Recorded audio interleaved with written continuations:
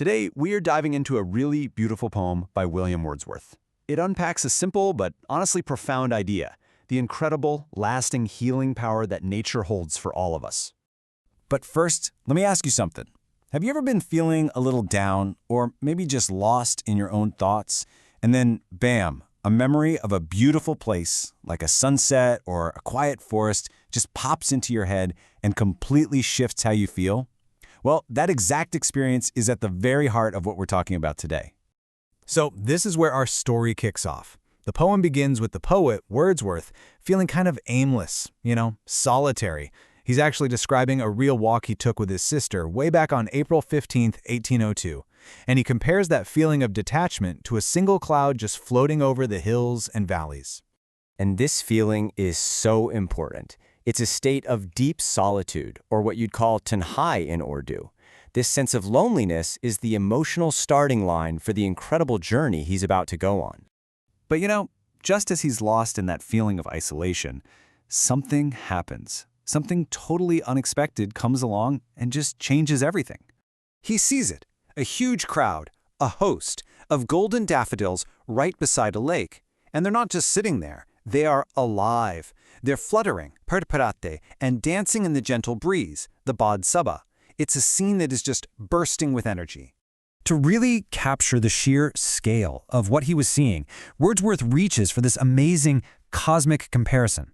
He says the flowers stretched out in an endless line, just like the Milky Way, like a galaxy of countless stars shining and twinkling in the night sky. Just imagine that. And this vision of the daffodils, it was so powerful, so full of joy, that it actually outshone everything else around it.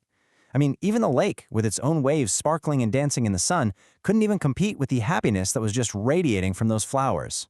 So here's the key takeaway from that moment, the immediate effect it had on him. The feeling of tanhai, of loneliness, it just vanished.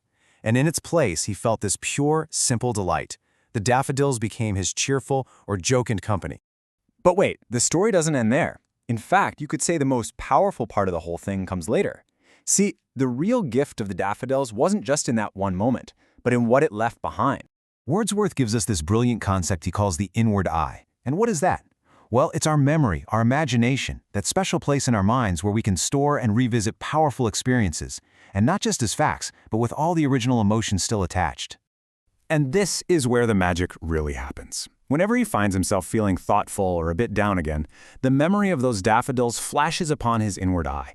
And in that one instant, his solitude is transformed into pure bliss. His heart just fills with the exact same pleasure he felt that day by the lake. So this entire experience, it really points to a much bigger idea, nature's enduring gift. And this is a universal truth. Wordsworth, he wasn't the only great thinker to recognize this incredible healing power. Centuries before Wordsworth, even Shakespeare wrote, "The earth has music for those who listen." It's really the same core idea, isn't it? That profound beauty is always out there, but we have to be open and ready to perceive it. And the American writer Ralph Waldo Emerson put it so beautifully. Nature always wears the colors of the spirit. This suggests it's a two-way street. Nature affects our mood, for sure, but our own inner state also changes how we see the world around us. And finally, one of my favorites, from the great naturalist John Muir. He said, "In every walk with nature, one receives far more than he seeks." And that just perfectly sums up Wordsworth's experience, right? He was just out for a walk, and he came back with a gift of joy that would last him a lifetime. This really illustrates the simple, repeatable process that the poem gives us.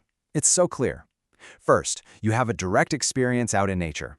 Second, that experience gets stored away as a treasured memory in your inward eye. And third, that memory becomes a source of lasting, renewable joy that you can tap into whenever you need it. So, as we wrap this up, I'm going to leave you with this question to think about.